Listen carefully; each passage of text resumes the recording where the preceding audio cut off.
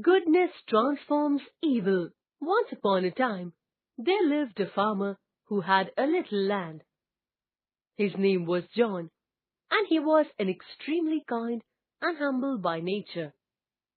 He had constructed a small hut on his land, where he lived with his wife and children, happy and content.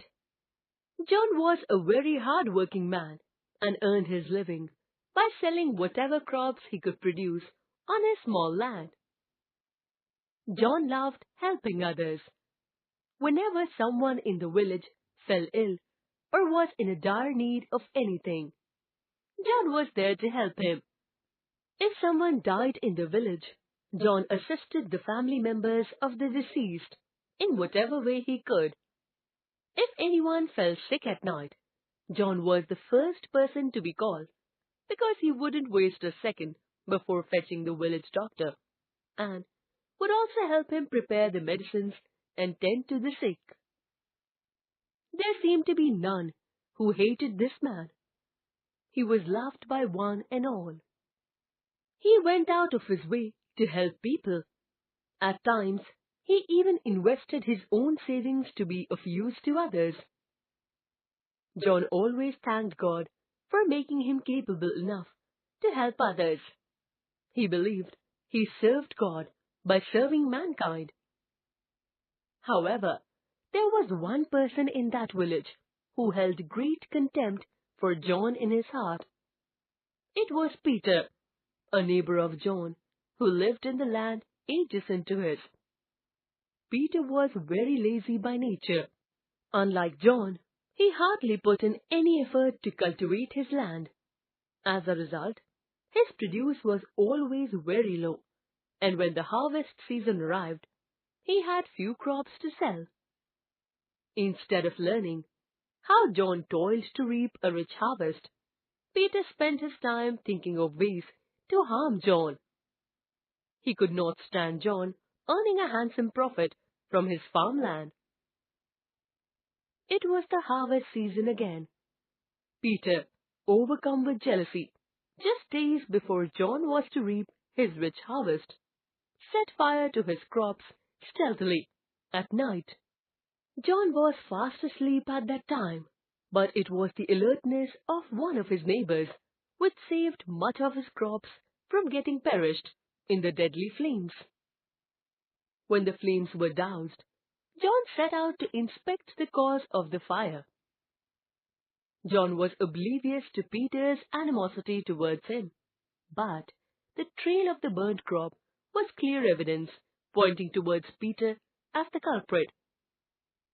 John pondered over the matter for a while and decided to take action only if he saw Peter repeating his dastardly act in future.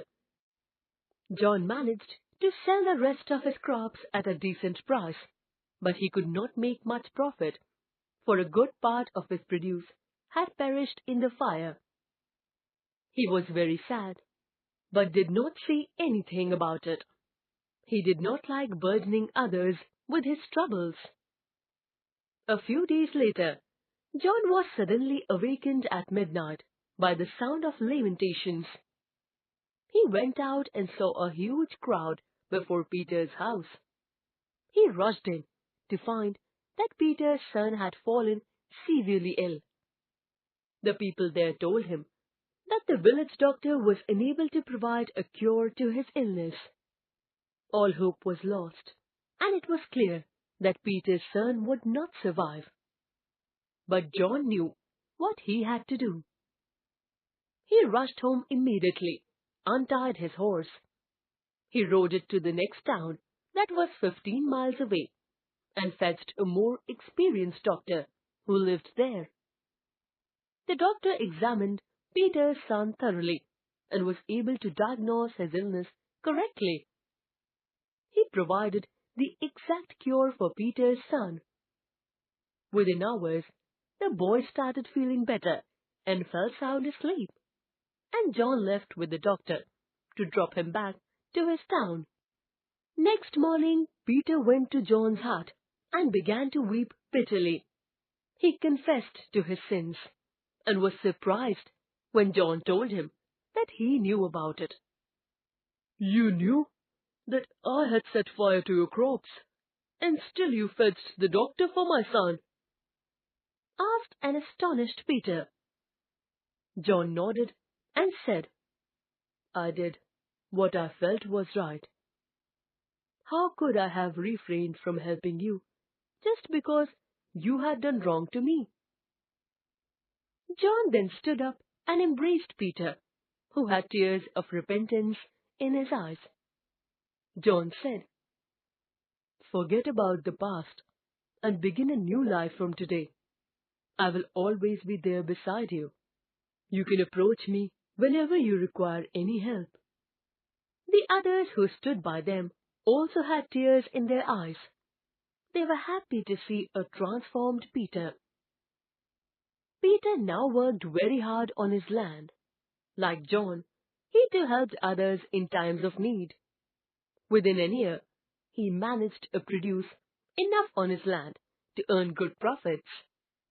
When the others asked him how he had changed so much, he replied, "It was the goodness and love of John that transformed me.